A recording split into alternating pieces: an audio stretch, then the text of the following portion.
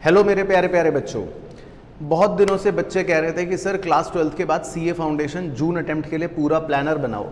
तो आज इस वीडियो में मैं पूरा आपका मास्टर प्लान लेकर आया हूं कि अगर आपको 60 दिनों में बिल्कुल स्क्रैच से भी तैयारी करनी है, खासकर आपने भी क्लास 12th के अपने बोर्ड्स दिए हैं, तो कैसे आप तैयारी कर सकते हो। मैंने प्रॉपर चैप्टर वाइज एग्रीगेशन करा है कि हर सब्जेक्ट में कितने दिन आपको देने चाहिए।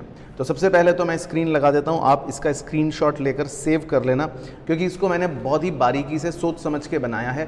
लेकिन हाँ, इसमें लगभग 10 से 12 घंटे का आपका स्टडी टाइम देना ज़रूरी है, क्योंकि इसमें जो आपके 4 सब्जेक्ट्स हैं मैं बता देता हूँ, उसको जो मैंने डेज़ में एलोकेट करा है, तो उसमें अकाउंट्स आपको डेली 3 घंटा पढ़ना है, लॉ आपको लगभग डेली 3 घंटा पढ़ना है, मैथ्स आपको लगभग 3 घंटा पढ़ना है, और इकोनॉमिक्स जो है वो आपको 2 घंटे पढ़ना है। तो लगभग 11 घंटे जो है वो आपको इनपुट देने पड़ेंगे इस टाइम टेबल यानी कि इस शेड्यूल को फॉलो करने के लिए। और वैसे भी आप जानते हो कि 60 डेज का प्लान है तो टाइम तो ज़्यादा देना ही पड़ेगा। तो मैं फटाफट से स्टार्ट करता हूं बच्चों आपके अकाउंट सब्जेक्ट से।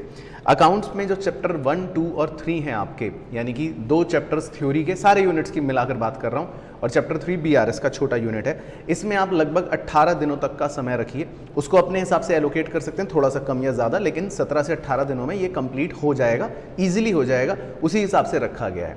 उसके बाद चैप्टर 4, 5, 6, 7 यानी कि मॉड्यूल 1 आपका जो फिनिश होगा चैप्टर 7 पर जाकर, उसके 4, 5, 6 और 7th चैप्टर जो हैं उन्हें आपको करने हैं अगले 18 दिनों में, जिसमें आपका फाइनल अकाउंट्स तक कंप्लीट हो जाएगा।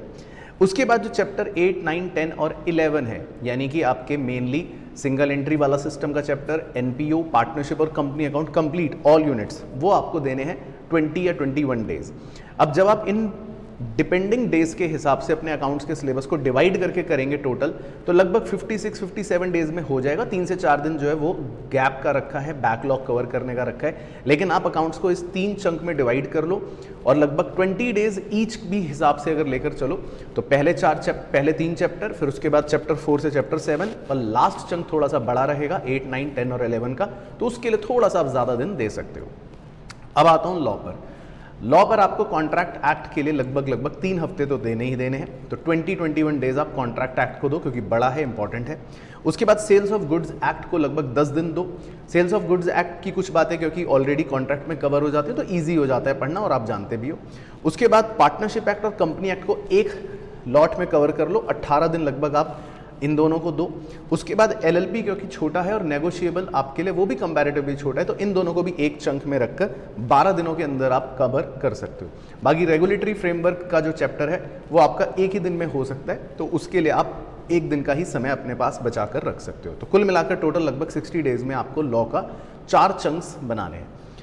क्यूए की बात करता हूँ। क्यूए में सबसे ज़्यादा चैप्टर्स हैं, संख्या के हिसाब से 18 चैप्टर्स हैं, तो इसलिए उसमें 5 चंक्स बनाने हैं। पहला चंक है इंपॉर्टेंट और इजी चैप्टर होगा, चैप्टर 1, 4, 5, 6, लगभग 18 दिन आप इनमें दो।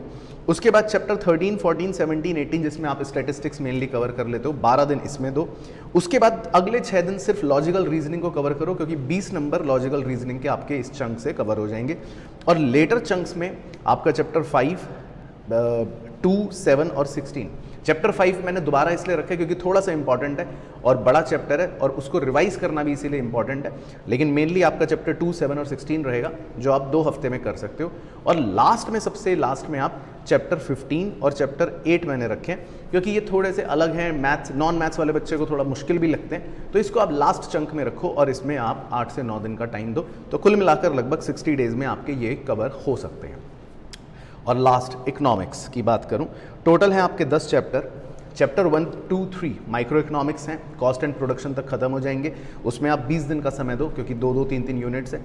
चैप्टर 4, 5, 6 उसके बाद लगाओ, उसमें भी 20 दिन का समय दो। चैप्टर 4 मार्केट छोटा है, 5 तो बहुत ही छोटा है, 6 हमने पढ़ लिया नेशनल इनकम, जिसमें 2 यूनिट्स हैं, तो लगभग ये भी आपके 3 हफ्ते से अंदर में हो जाएंगे।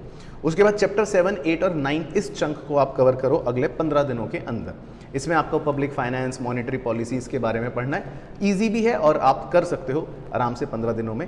और चैप्टर 10 इंडियन इको को आप 5 दिन देकर भी पढ़ोगे तो ईजिली आपका 60 डेज में इकोनॉमिक्स कवर हो जाएगा। तो इकोनॉमिक्स की ज़्यादा टेंशन मत लो, उसको आप 2 दिन पढ़ो डेली, लेकिन बाकी 3 सब्जेक्ट्स को लगभग 3 घंटे ज़रूर पढ़ो डेली।